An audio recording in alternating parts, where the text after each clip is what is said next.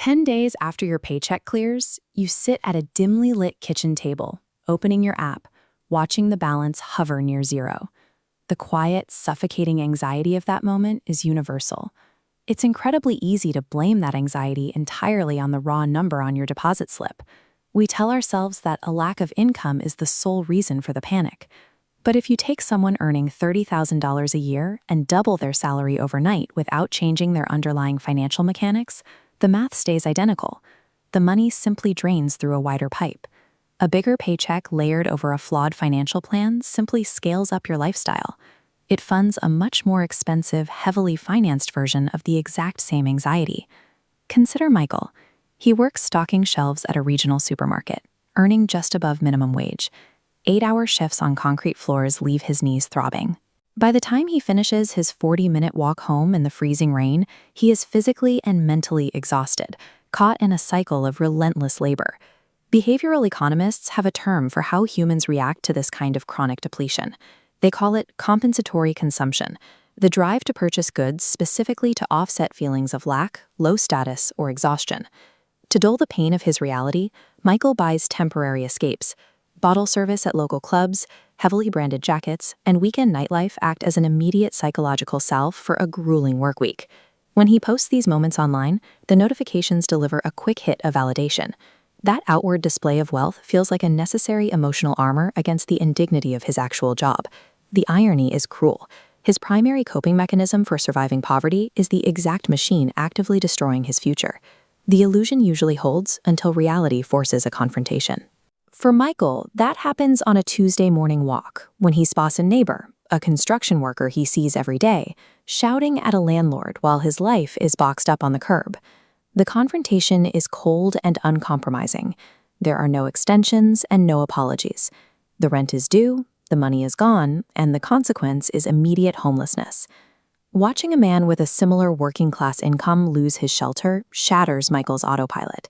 He realizes he is staring directly at his own inevitable future if his paycheck is delayed by even a single week.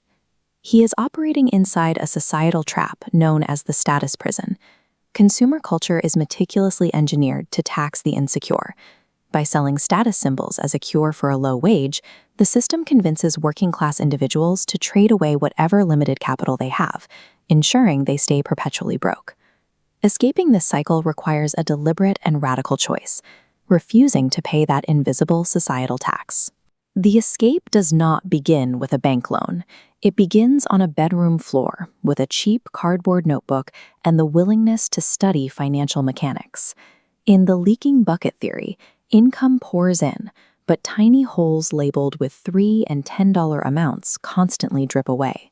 A daily energy drink or streaming subscription quietly siphons over $150 monthly, leaving you dry. Diagnosing the leak is useless without a behavioral remedy to patch it.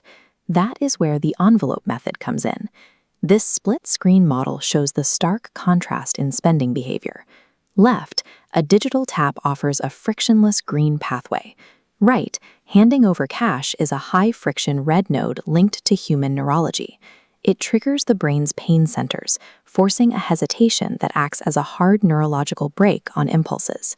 True financial control is about deliberately engineering this friction into your daily life to bypass your own flawed psychology. The power of these unglamorous systems is found in the transition from defense to offense. By consistently patching his leaks, Michael stopped the day 10 panic within 6 months. That saved $150 a month, eventually became $1,800 of patient capital per year. Over 3 years, Michael used that $5,000 cushion to quit the supermarket, buy a used convection oven, and start a small roadside bakery stall.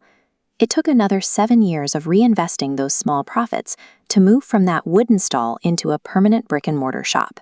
The math didn't change, the scale did. Look at your own upcoming payday. If you treat it as a temporary sigh of relief, you are choosing to stay in the status prison.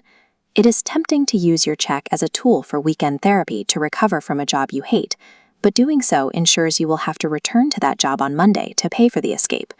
Your paycheck is the only seed capital you have. It isn't just money for bills. It is the raw material for your future freedom.